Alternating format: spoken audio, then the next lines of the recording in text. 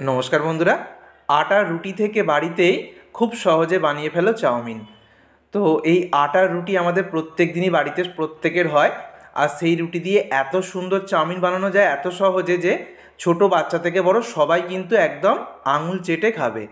বাড়িতে অনেক সময় নুডলস থাকে না, তো তখন কিন্তু এরকম আটা দিয়ে তৈরি এই রুটির চাউমিন দুর্দান্ত লাগবে। আর আটা যেহেতু হজমও সহজে হয়ে যাবে, ফলে ছোট থেকে বড় সবাই এটা খেতে পারবে। এখানে আমি রুটিটাকে একদম ছোট করে রোল করে নিচ্ছি যতটা সম্ভব, তারপরে দেখো একদম যতটা সম্ভব ফাইন করে করে কেটে নিচ্ছি। আমি ছুরি দিয়ে করে নিচ্ছি। তো এরকম রোল করে নেওয়ার পর যতটা সম্ভব ছোট ছোট করে, মানে সরু সরু করে কেটে নিতে চেষ্টা করবে। এইভাবে আমি করে নিচ্ছি, দেখতেই পাচ্ছ কত সুন্দর একদম চাউমিনের মতো সরু সরু। যত সরু করে কাটা যাবে তত ভালো লাগবে।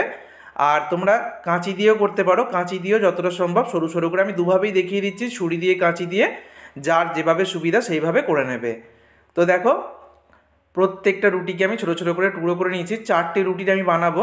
এবার কড়াইতে আমি দিয়ে দিলাম সাদা তেল। তেলটা গরম হয়ে গেলে গাজর কুচি আর আলুর টুকরো দিয়ে দেবো। আলু আমার খুবই ভালো লাগে চাউমিনে, তো তোমাদের যদি পছন্দ না হয় আলুটা বাদ দিতে পারো। খুব সামান্য লবণ দিয়ে গাজর আলুটাকে ভালো করে ভেজে নেব। আর এখানে তোমরা পছন্দ মতো যে কোনো সবজি অ্যাড করতে পারো বাড়িতে থাকা। এবারে পেঁয়াজ কুচি দিয়ে দিচ্ছি। পেঁয়াজ যারা খাও না তারা পেঁয়াজের পরিবর্তে ক্যাপসিকাম দিয়ে দেবে, খেতে খুব ভালো লাগবে। পেঁয়াজটাকে দেওয়ার পর একটু নেড়ে চেড়ে নিয়ে একটু ঢাকা দিয়ে দিলাম, যাতে করে খুব তাড়াতাড়ি সবজিটা সিদ্ধ হয়ে যায়। আর একদম গ্যাসের ফ্লেমটাকে আমি হাইতে রেখে ভেজে নিচ্ছি। তো আর একটু নেড়ে চেড়ে নিয়ে তারপর টমেটো কুচি দিয়ে দিলাম, আর একটু ঝাল বুঝে কাঁচা লঙ্কার কুচি দিয়ে দিলাম। ছোট বাচ্চারা খেলে ঝালটা বুঝে দেবে। তারপর আর একটু নেড়ে চেড়ে নিয়ে যখন সবজিটা অনেকটা ভাজা হয়ে এসছে, তখন মাঝখানটা একটু জায়গা করে নিয়ে দুটো ডিমকে ফাটিয়ে দিয়ে দিচ্ছি। আবারও বলছি, যারা ডিম পেঁয়াজ ছাড়া বানাবে তারা পেঁয়াজের পরিবর্তে ক্যাপসিকাম দিতে পারো বা পছন্দ মতো অন্য সবজি অ্যাড করতে পারো। দুটো ডিমকে ফাটিয়ে দেওয়ার পর অল্প লবণ আর গোলমরিচ গুঁড়ো দিয়ে দিলাম। এবার সব কিছুকে একসাথে ভেজে নেব। ডিমের ঝুড়োটা রেডি করে নেব আর সমস্ত সবজির সাথে ডিমটাকে খুব ভালো করে ভেজে নেব। এইভাবে মিনিট দুয়েক মতো হাই ফ্লেমে ভাজতে ভাজতে একটা সময় দেখবে একদম ঝুরঝুরে হয়ে গেছে, ডিমটাও খুব ভালো মতো ভাজা হয়ে গেছে, আর সবজিগুলোও কিন্তু খুব সুন্দরভাবে ভাজা হয়ে গেছে। তারপর যে আটা রুটিগুলোকে কেটে রেখে দিয়েছিলাম সরু সরু করে, সেগুলো দিয়ে দিচ্ছি। সমস্ত রুটির টুকরোগুলো দেওয়ার পর এবারে আমি দিয়ে দিচ্ছি এখানে ভিনিগার। ভিনিগার বাড়িতে না থাকলে লেবুর রসও দিতে পারবে। তারপর সয়া সস দিয়ে দিচ্ছি, সয়া সস না থাকলে বাদ দিয়ে দেবে।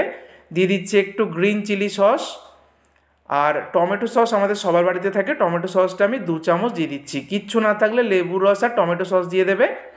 আর এখানে গোলমরিচের গুঁড়ো আমি অ্যাড করে দিলাম, আর দিয়ে দিচ্ছি চাউমিন মশলা।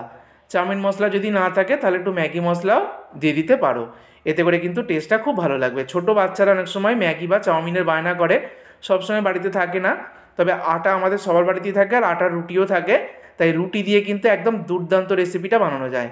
তো সব কিছুকে মিনিট দুয়েক মতো নেড়ে চেড়ে নেওয়ার পর খুব সামান্য লবণ আর একটু চিনি আমি অ্যাড করে দিলাম। চিনি দেওয়াটা সম্পূর্ণ অপশনাল, নাও দিতে পারো, তবে একটু দিলে ভালো লাগবে খেতে।